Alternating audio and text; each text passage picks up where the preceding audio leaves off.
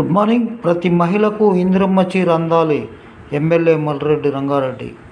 మహిళలకు ఇబ్రహీంపట్నం ఎమ్మెల్యే అందరి వార్డు ఆఫీసర్లు ఆర్పీఏలు కృషి చేయాలని వారికి చీర అందజేసే లేదనే ఫిర్యాదు ఎవరి నుంచి రాకూడదని కూడా సూచించారు.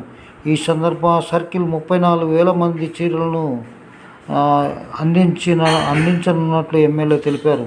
మహిళలు సంక్షేమం ఆర్థిక అభివృద్ధి కోసం రాష్ట్ర ప్రభుత్వం కృషి చేస్తుందని, అదేవిధంగా శుక్రవారం ఆదిబట్ల సర్కిల్ మన్నెగూడలోని జేఎంఆర్ ఫంక్షన్ హాల్లో ఇందిరమ్మ మహిళా శక్తి కార్యక్రమంలో భాగంగా మహిళా సంఘాల సభ్యులకు ఆయన చీరలను పంపిణీ చేశారు.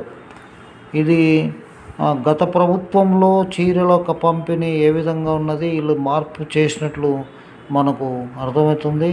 అదేవిధంగా మహిళా ఓట్ల కోసం జిహెచ్ఎంసీ ఎలక్షన్స్ వస్తున్నాయో చేస్తున్నారు. నమస్తే, థ్యాంక్ యూ.